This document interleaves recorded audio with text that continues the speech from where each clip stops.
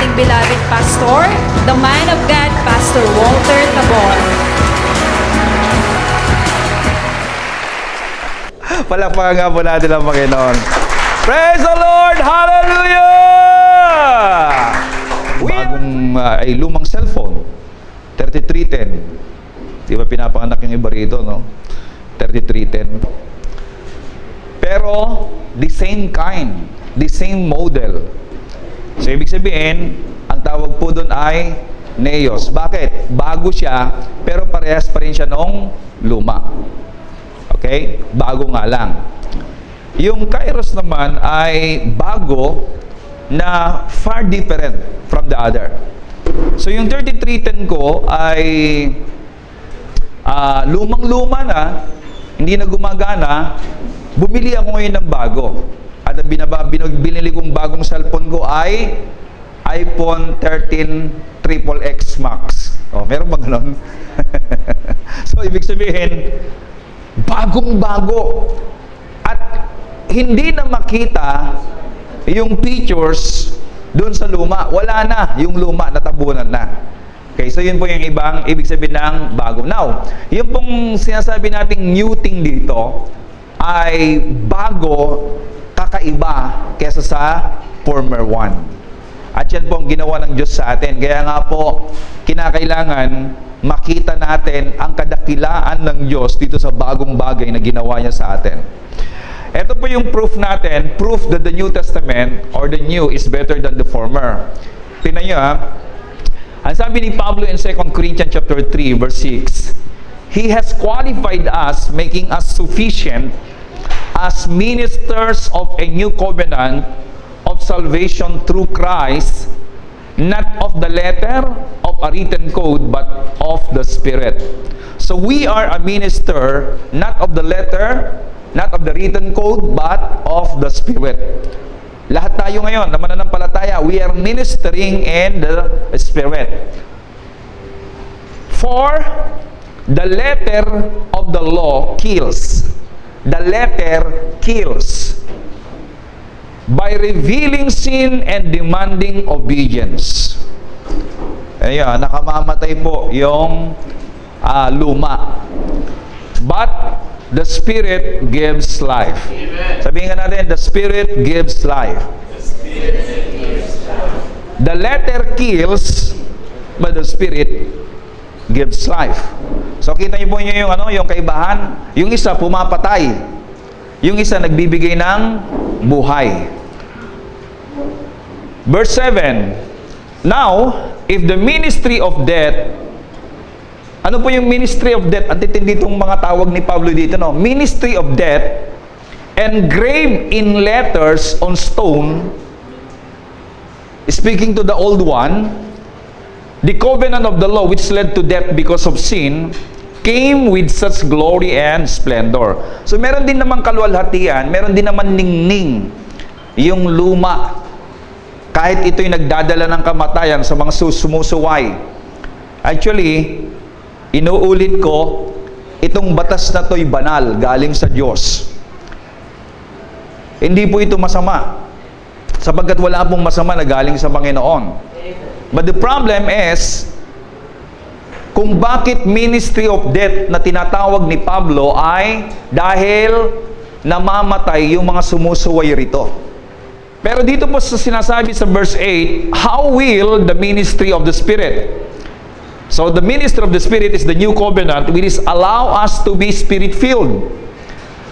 Fail to be even more glorious and splendid. So ibig sabihin, the ministry of the Spirit is more glorious and splendid. Now, in verse 9, if the ministry of condemnation be glory, much more that the ministry of righteousness exceed in glory. So makita ninyo yung kaibahan. Now, let's go to the difference. Let's look on the difference.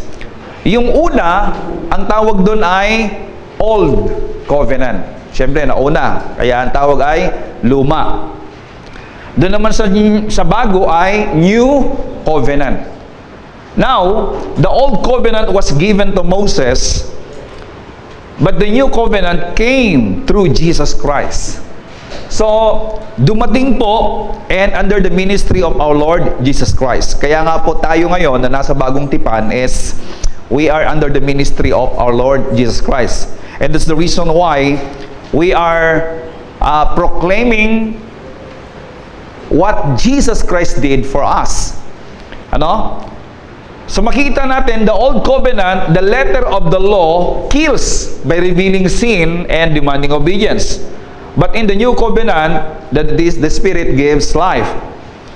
Now, the ministry of death, tinawag din ang Old Covenant na ministry of death. Why? Because it led to death because of sin. But the New Covenant is the ministry of the Spirit. The New Covenant which allow us to be Spirit-filled. The Old Covenant is the ministry of condemnation. Kaya nga po, in the Old, there's always condemnation. Kaya if you are condemned, then they are ministering to you under the Old. But if you are uplifted, no? If you are cheered up, if you are ministered in the love of the Lord, then you are somebody ministered to you in the New Covenant. So, pwedeng yung nagsasalita sa atin, yung po nagpapahayag sa atin, maring siya ay nagmi-ministry o nagmi-ministeryo under the Old or nagmi-ministeryo under the New Covenant. Nasa ang ministeryo ka nakikinig kapag nakadepende ito sa itinuturo ng tagapagturo. But malinaw po dito sa atin ngayon that the ministry that we are in today is the ministry of righteousness. The ministry that gives life, that brings life. The ministry that was given to our Lord Jesus Christ. The New Covenant that we are in. So makikita po natin dito that the new is far greater, more glorious than the old one. Okay. Kaya po, wag po natin ngayon tangkahin na bumalik pa sa luma. Sapagkat higit na maganda ang kinalalagyan natin ngayon. Amen? Amen. Another one that testifies about the covenant that we are in this time is far greater than the old one. Ito po, about the priesthood. Let's talk about priesthood. The priest in the Old Covenant comes from the lineage of Aaron. Dito po sa Hebrew chapter 7 verse 5, verily they that are of the sons of Levi who received the office of the priesthood. Okay, sino yung tinutukoy dito na sons of Levi? Pag sinabing Levita, not all the Levitas are in the office of priesthood. Hindi lahat po ay nasa opisina ng pagiging pare. Only on the lineage of Aaron. Si Aaron. Dapat yung mga anak ni Aaron, down the line, sila lamang po ang binigyan ng karapatan na mag-administer as a priest. Dito po sa Old Testament, during the time of Moses.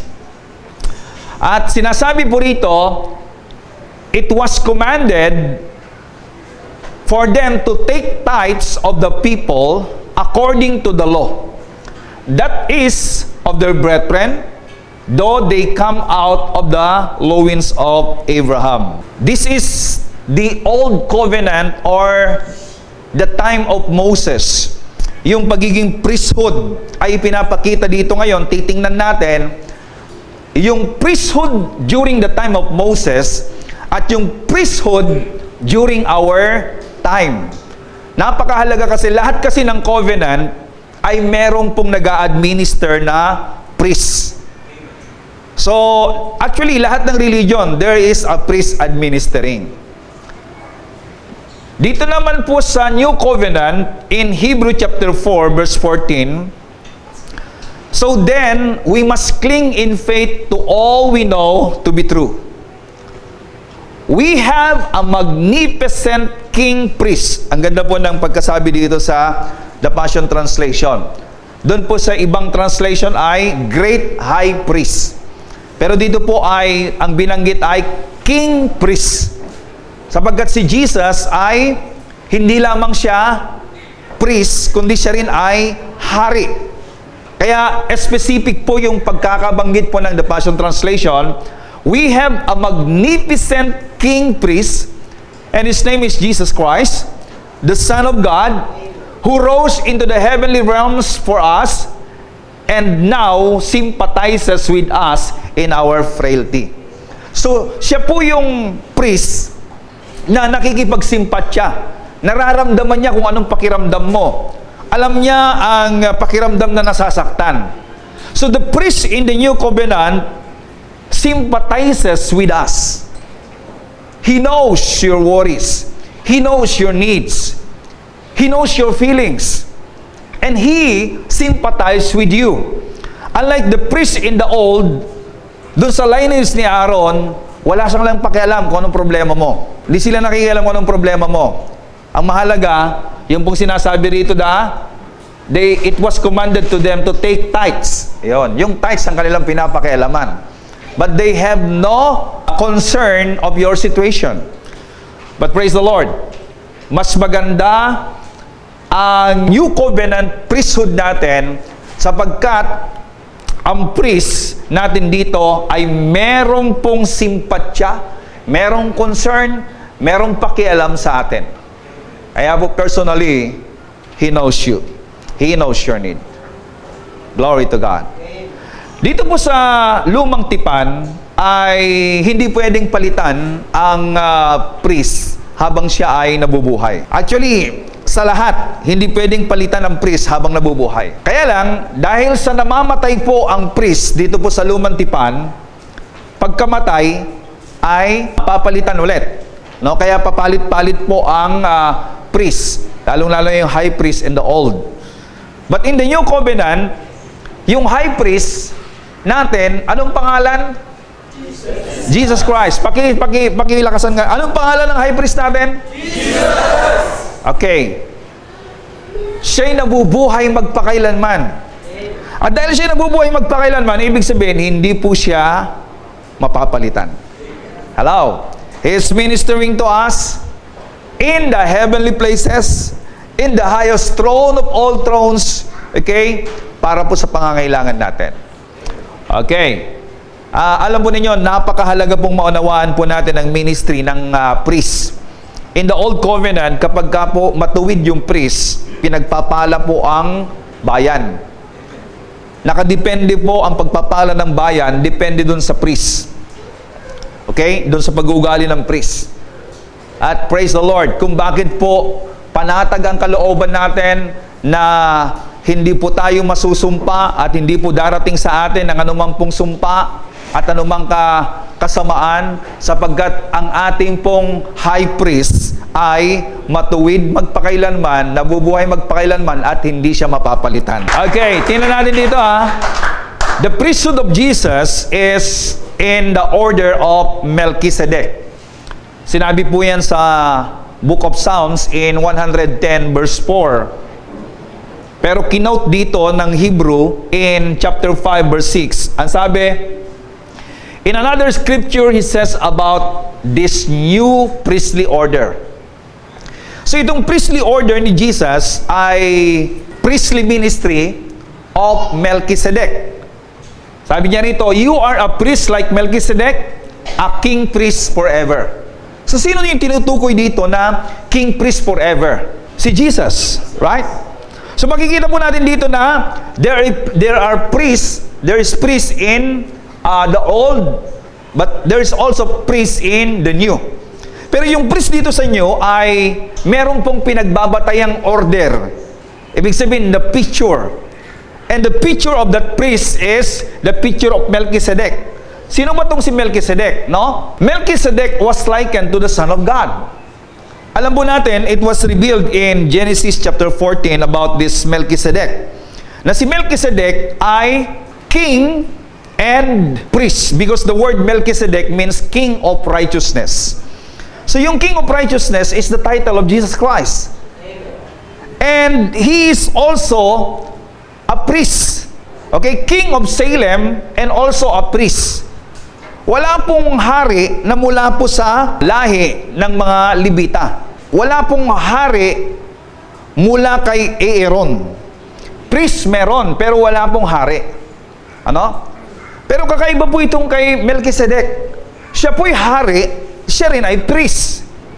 At itong hari at saka itong king and priest is only be seen in Christ Jesus. Kay Kristo lamang ito makikita. Hello? Kaya sinabi rito na, likened to the Son of God. Hebrew chapter 7 verse 3. This Melchizedek has no father or mother. Tingnan nyo ha, no father or no mother. Hindi ibig sabihin na hindi po siya, wala siyang nanay tatay, kundi hindi inilista sa lumang tipan yung nanay at tatay niya. Alam po ninyo, the author of the Bible is the Holy Spirit. At ang sumulat po ng Book of Genesis ay si Moses. Ngayon, nung nire-reveal ng Diyos kay Moses, yung bagay na sinulat niya, bakit hindi sinabi ni Lord ang nanay-tatay ni Melchizedek? Kasi napakahalaga po sa isang pare kung ano yung pinagmulan mo. Kaya nga po, doon po sa Bible, napakahalaga yung isinusulat kung saan ang pinagmulan mo, sino ninuno mo. Bakit? Para matrace kung saan ka nagmula. Gusto kasi ng Bible na ipakita, gusto ng Diyos na ipakita sa mga tao na ikaw ay karapat-dapat dahil ikaw ay nanggaling dito sa lineage na to. Kaya kung makikita po ninyo sa Book of Matthew, Book of Luke, yung pinagmulan ni Jesus, bakit nakalista doon yung mga pinagmulan niya, yung mga ninuno niya? Para ipakita na si Jesus ay galing siya sa mga lahi ng mga hari. Hello? So, napakahalaga yung pinagmumulan po. Kaya kapag nagbabasa kayo ng mga pangalan, kasi nung una sa akin, pag nagbabasa ako ng ganon, nilalagpasan ko yun kasi sabi ko wala ko nang pakialam sa mga to eh. Pero habang ikaw'y lumalalim, naintindihan natin ngayon yung kahalagahan. You cannot be a priest if you don't belong to the lineage of Aaron.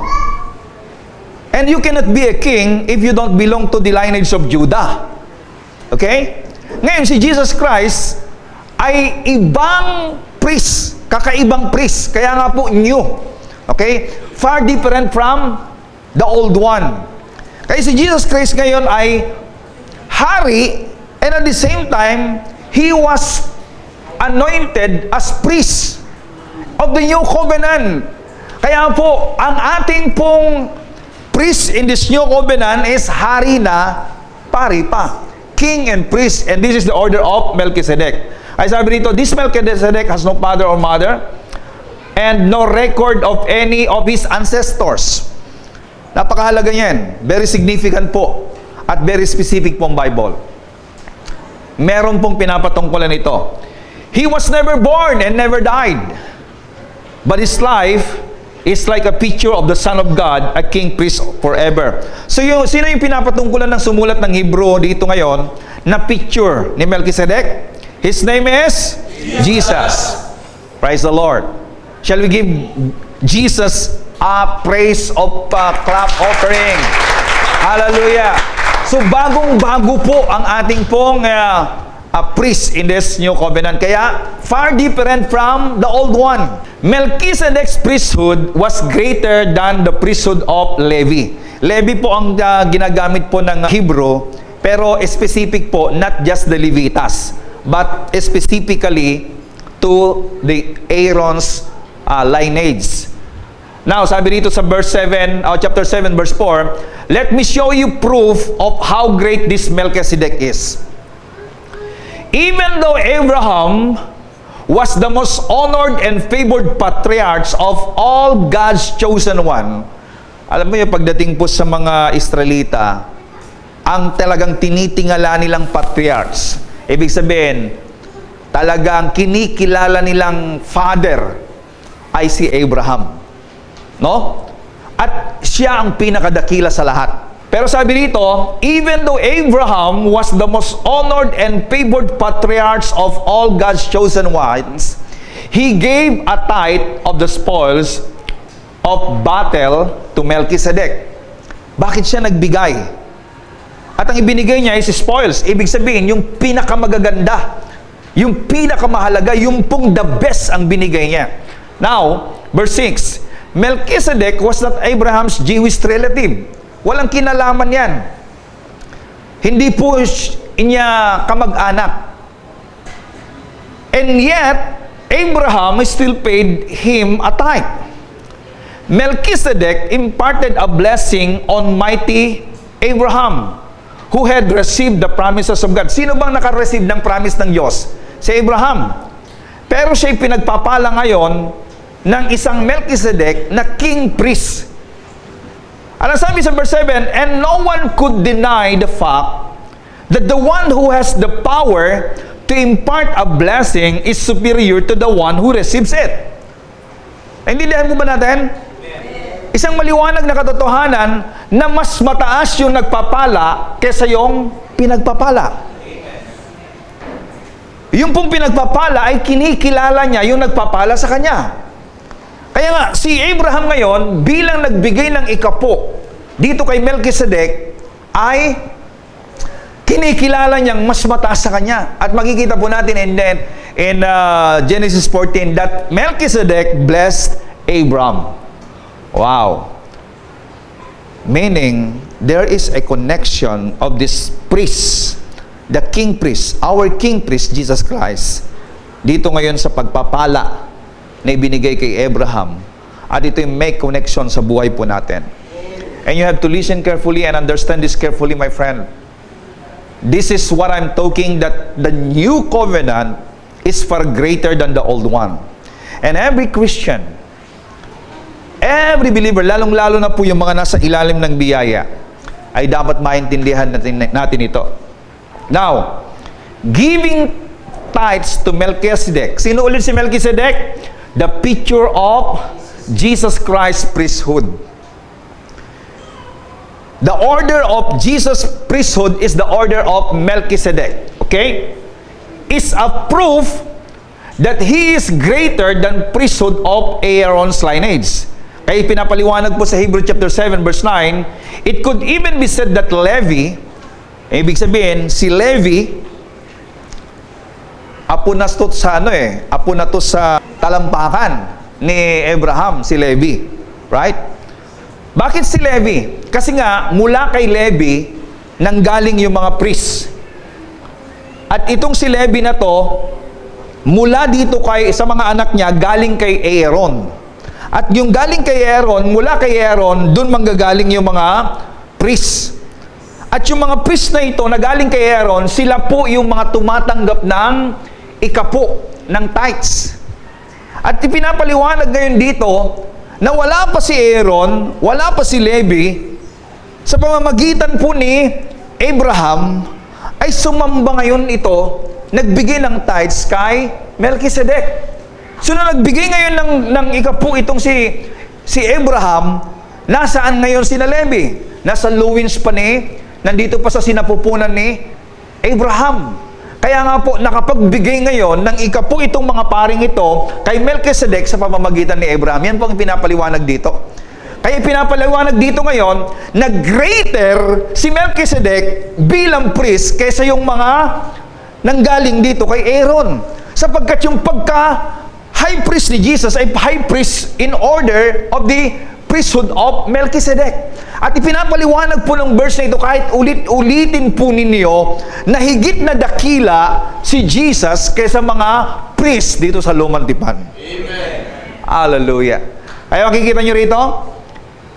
So, it could be said that Levi, the ancestor of every Jewish priest who received tithes, actually paid tithes to Melchizedek through Abraham. So, yun po yung kinakwento ko.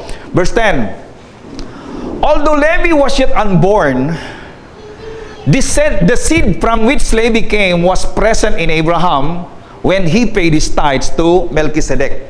Kahit hindi pa sila pinapanganak, nagbibigay na sila ngayon ng honor, ng ikapo, ng tithes kay Melchizedek dahil nandun po sila sa sinapupunan ni Abraham. Kaya kayo pong nagbibigay ngayon ng ikapo, yung mga nasa sinapupunan po ninyo, yung buhay dyan, ibig sabihin, they also gave honor to the one whom you honored. Napakahalaga ngayon ito. Eh, yung mga kalalakihang nandito, you must understand what I'm talking here. Natututunan ng mga anak ang isang bagay mula dun sa kanilang tatay. Kaya napakahalaga kung ano ang practice natin Dahil yan po ay susunod sa ating mga lahi. Okay? Yan ang nangyari kay Aaron. Now, having identified Christ with the order of Melchizedek, the writer now, meaning the Hebrew writer, now explained that Melchizedek is superior to Aaron. For Aaron paid tithes to Melchizedek while yet unborn in the loins of Abraham. And when Melchizedek blessed Abraham, he was blessing the house of Levi as well. Kaya nung pinagpala po ni Melchizedek si Abraham, pinagpapala niya yung sambayanan ni Levi. Kaya kapag kayo pinagpapala ng Diyos, ibig sabihin, maging yung mga kaanak ninyo, mga kaapu-apuhan ninyo dyan, pinagpapala ng Diyos. Ayan po yung sasabi rito. Now, certainly the lesser is blessed by the better. On earth, in the Jewish temple, the priest received tithes. But in Genesis 14, the priest in Abraham loins gave tithes to Melchizedek. Okay? Yung mga Levita o sa Aaron's lineage, tumatanggap sila ng ikapo. Pero doon sa chapter 14 ng Genesis, ang mga Levitang ito, sa pamamagitan ni Abraham, sila na tumatanggap. Dito naman, kay Melchizedek, sila'y nagbibigay.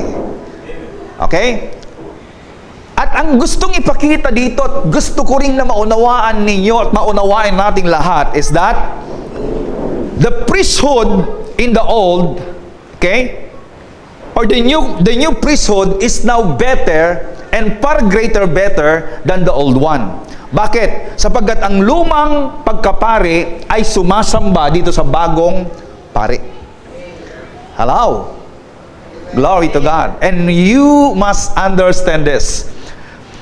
Ibig sabihin, this event clearly showed the inferiority of the Aaronic priesthood. Now, Melchizedek in type is still receiving tithes, whereas Aaronic priest die.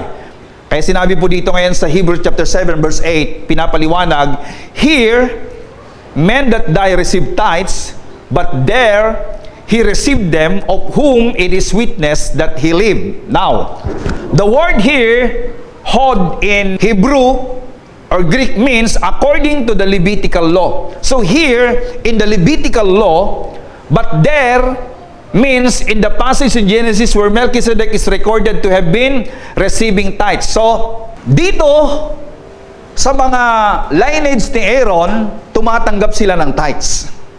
Itong mga taong namamatay, tumatanggap ng tithes. Pero there, in the lineage, or in Melchizedek priesthood, siya po ay, okay, it was recorded na yung mga tumatanggap dito, nagbigay din sila ng ikapo nila kay Melchizedek. So here is the explanation. In the expression, men that die receive tithes. The word die is a participle describing men. The emphasis is upon the fact that dying men receive tithes. Yung pong mga priests na namamatay, tumatanggap po ng ikapo. The Levites are dying when men who pass off the scene in due time and are succeeded by others. But praise the Lord, the record concerning Melchizedek does not mention his death. Walang kamatayan. Kaya sabi ko kanina, napakahalaga na maintindihan natin bakit hindi na i-record yung kamatayan ni Melchizedek. Kung hindi po siya namatay at nung siya nabubuhay, tumatanggap po ng ikapo, yung pong batas ng panahon niya na pagtanggap ng ikapo, dahil wala siyang kamatayan, hindi pa rin nagbabago. Does not mention his death? Does the record testify in that way to the fact that he is still alive? Ibig sabihin, his office as priest does not pass on to another. He is still receiving tithes. Bakit si Melchizedek ay nagpapahiwatig na tumatanggap pa rin siya ngayon ng ikapo up until now? Because hindi siya namatay. Hindi siya napalitan. At ipinapaunawa dito sa Hebreo na yung pagiging priest ni Jesus ay katulad ng priest ni Melchizedek.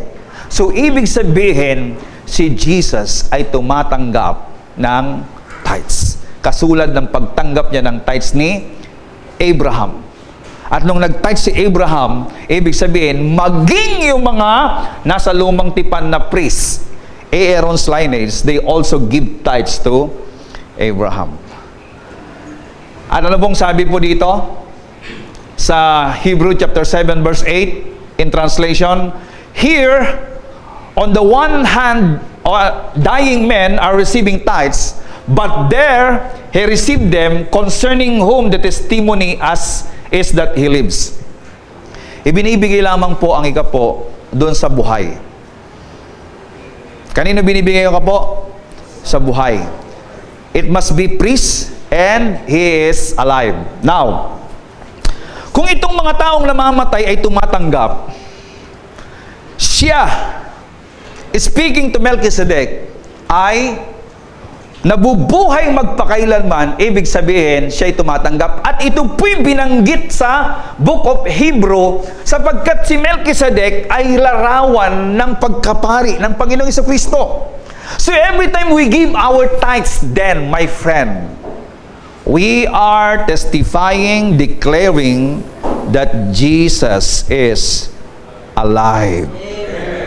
Oh, glory to the name of the King of Kings. Glory to the name of our High Priest. I pray that you understand what I'm talking here. If we give our tithes, it is a testimony that Jesus is alive. Every time we give our tithes, we are recognizing our High Priest. Katulad ng pag-recognize ni Abraham kay Melchizedek. Okay? So if dying man has the right to receive tithes, Jesus Christ, the priest forever, has the right to receive them as a testimony that He lives forever. Kaya po, ang stead po natin dito, kahit sino pang magbabas sa atin, what I am explaining here today, ever increasing grace, people of God, and everyone listening to us, tithes is a testimony that our Jesus Christ, our High Priest, is alive. And every time we give, we are recognizing Him, that He is alive.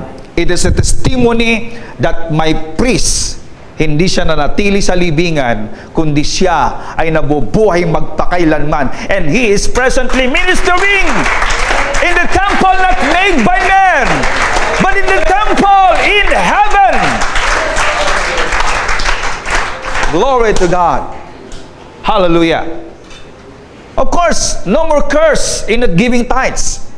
Pakisabi nga ninyo, no more curse in not giving tithes. No more curse in not giving tithes. Therefore rejoice. Why? No more curse. But there is blessing in giving tithes. Palinaw sa atin, ha? If you don't give your tithes, it's okay. If you don't want to recognize Jesus Christ, it's okay. At alam ko, ang hindi kumikilala kay Kristo ay yung mga taong wala kay Kristo. Walang ugnayan kay Kristo, hiwalay kay Kristo. Si Kristo ang ulo, tayo yung katawan. At dahil ikaw ay hiwalay sa ulo, ibig sabihin, ikaw ay katawan na walang ulo. Eh di ba malinaw sinasabi ng Bible? Christ is the head, and we are the body. And if you are separated to the head, then you are walking here on earth without head. Matindi ka pa sa sumbi. Buti ba yung sumbi may ulo? O, di ba?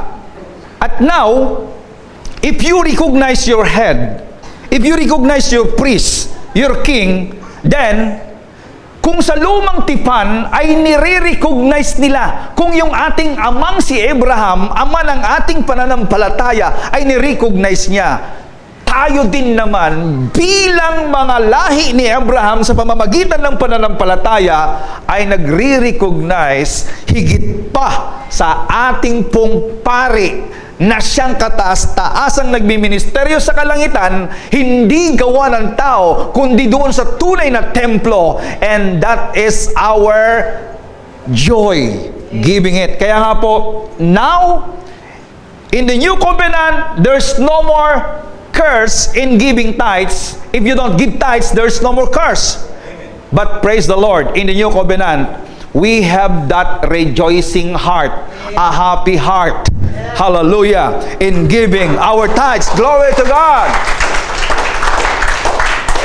Dito po sa bagong tipan, ang pagbibigay ng tithes sa atin ay deklarasyon that Christ is alive. It is our worship. Praise the name of Jesus. At dapat na matutunan ito ng lahat ng tao, maging lahat ng mga kabataan at maging mga bata, ngayon pa lang ituro na natin sa kanila. Of course, not for the sake of me. I'm not teaching this for the sake of me, for me to have money. No. I am giving my tithes. More than that.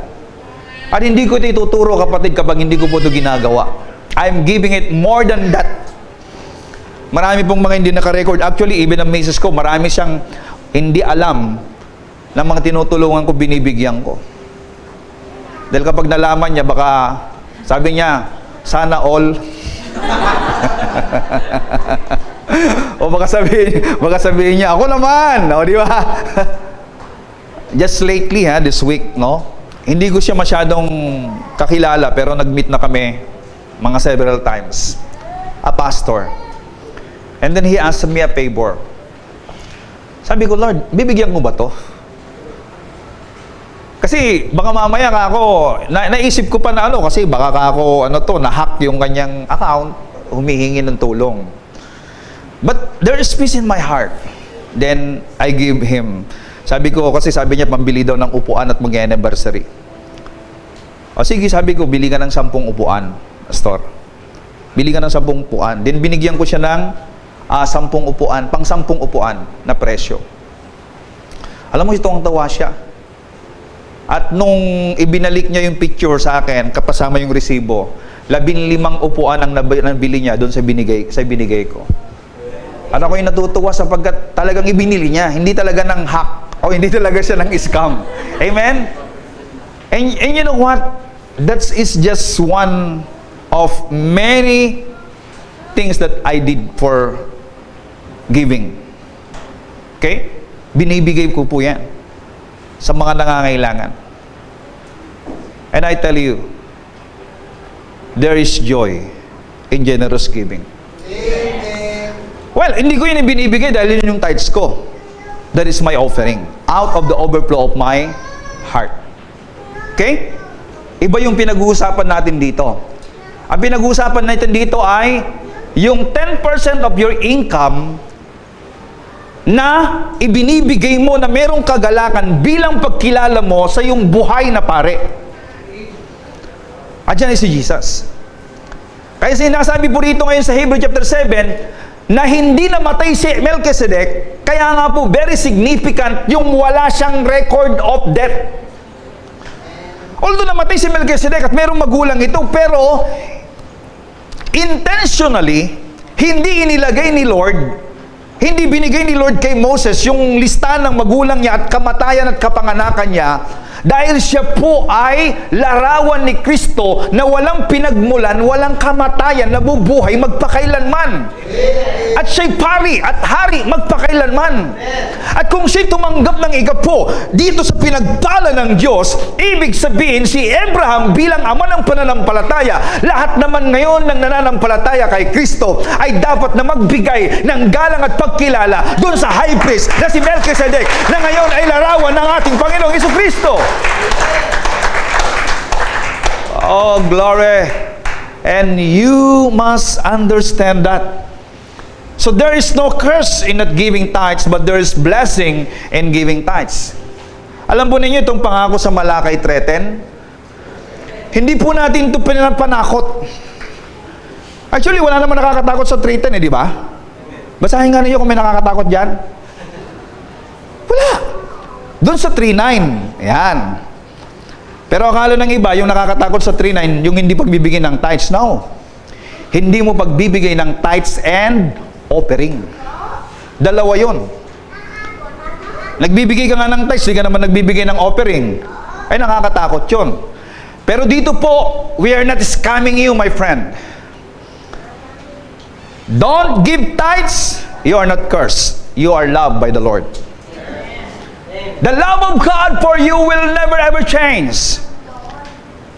At ang dahilan ng pag-ibig ng Diyos sa iyo ay hindi dahil sa nagbibigay ka. Amen.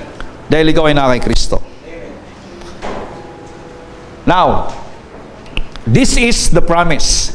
Bring all the tithes into the storehouse so there will be enough food in my temple. Tingnan nyo ha, ang tithes, pangkain lang ng pastor yan. There will be enough food in the temple. Pangkain yan ng mga music team. Ng mga ano.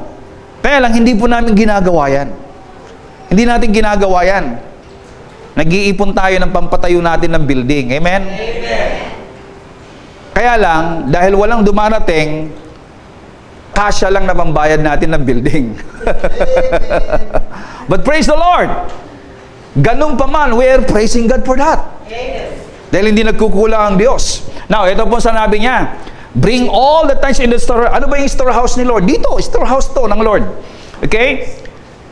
So that there will be enough food in my temple. If you do, says the Lord of heaven's armies, I will open the windows of heaven for you. This is a promise. I will pour out a blessing so great you won't have enough room to take it in. Grabe. Gusto niyo maranasan itong pangako ng Diyos na to?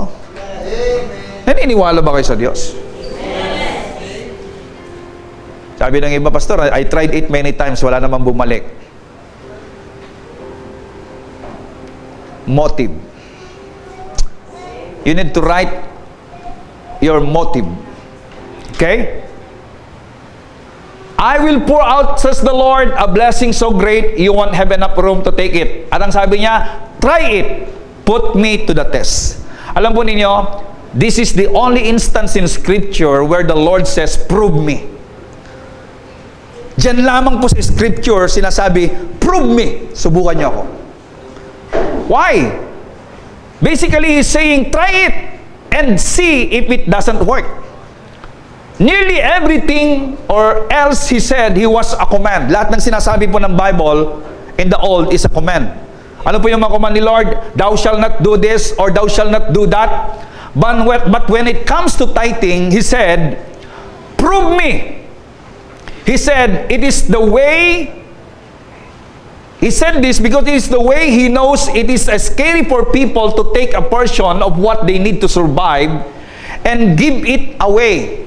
Maraming natatakot ng mga Kristiyano na kukuha sila sa kanila pong porsyon at ibibigay nila sa gawain. Natatakot sila rito. Pastor, di na nga kasya pagkain namin eh. Kulang nga kami sa pangmatrikula eh. Yun na nga eh, kulang nga eh. Di ba? Eh kahit naman hindi mo ibigay yan, kulang pa rin yun eh. Tama? Yung mga nagkukulang, sa tingin ninyo kapag hindi nyo ibigay, nagkasya na sa inyo? No. Better to try the Lord. Amen. Amen? Ang Lord ang nagsasabi rito, hinahamon niya tayo. He said, prove me. Okay? Dahil natatakot ang marami, when you are dependent upon money to pay bills and buy food, it's hard to move your trust over to a God you cannot see. God knows that about us. He said, try me. Alam ni Lord kung anong pangangailangan mo, kaya sabi niya, try me. Now, nasa sa inyo ngayon kung paniniwalaan nyo yan. Pero ito po sasabihin ko, titiyakin ko sa inyo. Paniwalaan nyo o hindi, mahal kayo ng Diyos. Amen. Pastor, pwede akong hindi mag-tithes? Pwede. Kung yun ang kagalakan mo. Amen? Sapagkat ang pagbibigay po niyan ay generous, ibig sabihin, hilarious, happily, and cheerfully. You cannot give cheerfully, okay, if you cannot give the minimum. Hello? Basahin niyo po ang Biblia, mula Genesis hanggang Revelation. Lalong-lalo sa Lumang Tipan. kung ano ang pinakamaliit na binibigay ng tao. Ang pinakamaliit na binibigay nila ay 10 bahagi. But aside from the 10%, if there is an offering, they are giving it more than that. Kaya nga po, sa lumang tipan, pag bigayan ng offering, mas malaking offering kesa sa tithes nila. Pag nagbabasa po kayo ng Bible. Now again, in the old, sabi niya, kayo sinumpa sapagkat ninanakawan niyo ako. Saan niyo ko ninanakawan? Tithes and offering, sabi ni Lord. But praise God, mabuti na lang, wala ka na sa ilalim ng sumpa. Kaya wala na tayo doon, whether you give or not. Amen? Kasi nga, ang pagbibigay dito sa bagong tipan ay pagbibigay na merong kagalakang mula sa puso. Tinanggal na sa atin ni Lord ang sumpa. Kaya wala na sa atin ang sumpa. Pero yung pagpapala ng pagbibigay, nandoon pa rin yung pangako ng Diyos. Hindi ibig sabihin na dito sa sa bagong tipan ay dumamot ang mga tao. No! Lalo silang nagkaroon ng hilarious, happily, generosity in giving. Hello? Praise God. We don't tithe in an attempt to keep the law. It would be a bad idea to even try giving tithes because you're keeping the law. That's not the reason. Ang sabi sa Galatians 3:10, as many as are of the works of the law are under curse. Why they are under curse? Because it is written, curse is everyone that continue not in all things which are written in the book of the law to do them. So, if you try to give your tithes because you want to comply or you want to keep the law, then don't do that. You will be under curse, my friend. Ay, yung mga nagsasabi na wala ng tithes kasi hindi naman yan, panglumang tipan yan. No, they don't understand. The tithes is for the priest. And we are giving it because we have a high priest. Hallelujah. Eh, saan napupunta yung tithes, pastor? Eh, liwanag doon kanina sa 3:10 ng Malakay. Saan napupunta? So that there may be food. Ibig sabihin, para merong pangangailangan, supply, kailangan ng mga nagmiministeryo sa iglesia ng Diyos. Amen? Actually, katulad ng sinabi ko nung linggo, kapag kayong binigay mo, tapos pinapakialam mo, lahat ng bagay na binibigay mo at pinapakialaman mo, ibig sabihin, hindi mo binitawan. Yan ang dahilan kung bakit di tumutubo. Yan ang dahilan bakit di bumabalik. Bakit di bumabalik? Hindi mo binitawan eh. Paano mo masabi, pastor, hindi ko binitawan? Binigyan ko nga, nasa bulsa mo na nga eh. Kahit nasa bulsa na ni pastor yan, kapag sinasabi mo na, tinan mo, nagpunta sa McDo, nagpunta sa ibig sabihin, hindi mo binitawan yun. Amen? Meron ka pa rin string attached, right? Hello? Amen. Kaya pag binigay mo yan, binigay mo kay Lord. Kasi kapag binigay mo yan, tapos tinitingnan mo kung saan napupunta, sabihin ko sa inyo, baka mapapadali buhay mo kasi sa sama ng loob. Hindi ka makakain, hindi ka makatulog, iniisip mo palagi, amen? At yan ba magiging dahilan ngayon para hindi ka na mag-church? Yan ang actually yung mga reklamador sa pera na nagbabas sa atin, hindi naman nagbibigay mga yun eh. Hindi naman nagbibigay. Eh din yung mga nagbibigay ng love gift. They have joy. Actually, natutuwa po ako. Merong nagbigay just this week lang. Hindi ko alam kung nasaan, hindi niya sinabi kung nasaan siya eh. Kung nasaan ka man, sister. Actually, medyo may lasa yung binigay niya. No? Medyo may lasa. About, I think, $100, something like that. Pero, aside from the $100, nagbigay pa siya ng another 100 pa for the ticket. Medyo mabigat yun, right? Pero ang sabi niya, alam mo, napaluha ako na ipinag-pray siya. Sabi niya, pastor, kabibigay ko pa lang. Meron ng blessing na dumating. Sabi niya, ano yung blessing mo na dumating, sister? Pastor, matagal lang walang nangungupahan ng apartment ko. Maliit lang naman. Pero ngayon po, merong biglang umupa. 1,000 pesos lang naman a month yung apartment ko. Alam po ninyo, parang gusto kong ibalik yung pera niya eh. Kasi tuwan-tuwa siya doon sa 1,000 na upa na kinikilala niyang pagpapala ng Diyos. Pero ang laki tong binigay niya dito sa akin. Alam mo, nalalakihan ako dahil nga po alam ko yung trabaho niya. Alam po ninyo, ang nakita ko po at pinakita ni Lord, yung puso niya na punong-puno ng kagalakang magbigay. Kasi if you have joy, my friend, I tell you, if you have joy, lahat ng bagay na kahit maliliit, you recognize it coming from the Lord. Kasi hindi mababayaran ng pera ang kagalakan sa puso mo, sabihin ko sa inyo. Amen. Hallelujah. So, if you give tithes in attempt to keep the law, don't do it. Don't do it. Don't do.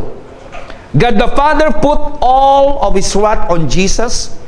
So, He is not mad at you for not tithing. Okay? The Lord is not mad at you for not tithing. He's not even in a bad mood. Jesus became a curse so that we wouldn't be cursed. We aren't living under the bondage of the law anymore. We don't tithe to please God. We do it out of a sense of appreciation for all that God has done for us and because it's the smart thing to do. Amen. Hindi tayo nagbibigay para i-please si Lord. Nagbibigay tayo because we appreciate Him. And it is a smart thing to do. Hello! Amen. Glory! And now, my friend, I encourage you to give and to tithe.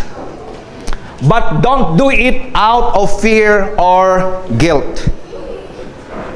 Do it because you love God. And you want to show your appreciation for all that He has done for you. Okay? Give tithe, give your offering, not because you want to please God, but because you appreciate God. You love Him because you know that He loves you. That is our motivation. Pero yung sabihin natin, wala nang tithes. No, we believe there's still tithe because Christ is there. He is alive. We are recognizing Him. Kasi yung mga nagsasabing wala na at sabi nila, sa lumang tipang lang yun po yung mga walang kagalakang pagbibigay. Bakit? Sigurado yun, kahit 10% di nakakapagbigay yun. Bakit? We oppose the giving of tithes if you can give more than tithes.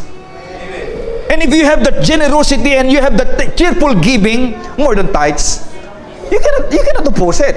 Amen? Actually, meron kang kagalakan eh. Ang kaibahan lang ngayon ng pagbibigay ng tithes in the old, obligasyon. Ngayon naman po ay cheerful giving. It is our appreciation to the Lord. When you purify your motives for tithing and start doing it as you desire in your heart, I believe that then you'll begin to see the 100-fold return on your giving. And you'll probably find yourself wanting to give a lot more than 10%. Your cheerful giving should start from the minimum. How much is the minimum? 10%. The 10%. Now, ganito. Giving is giving out of faith. In our giving, that is a worship the Lord, worshiping God with all of our heart. Sa pagbibigay po natin, it must be or it must have a right motive. Amen. And that is to worship God. No other way around. Malinaw po na ating pong ipinapaliwanag dito, if you cannot give the 10%, giving under the new covenant is giving out of faith. Out of faith. Now, kung ang faith mo 1%, ganun lang yung faith mo, then you can start in 1%. If 2% lang, pastor, you can give. Pero, I want you to know, the very minimum in giving in the old, from Abraham, the very minimum is the 10%. And the 10% is appreciating the priest. At yan ang dahilan kung bakit nakasulat yan sa Book of Hebreo. At yan din ang dahilan kung bakit sinabi ni Lord, give to Caesar what belongs to Caesar, and give to God what belongs to God. Hello? Now, in the old, again, commandment, but in the new, a cheerful giving. My friend, believe the Lord. Believe Him. Look how much He loves you.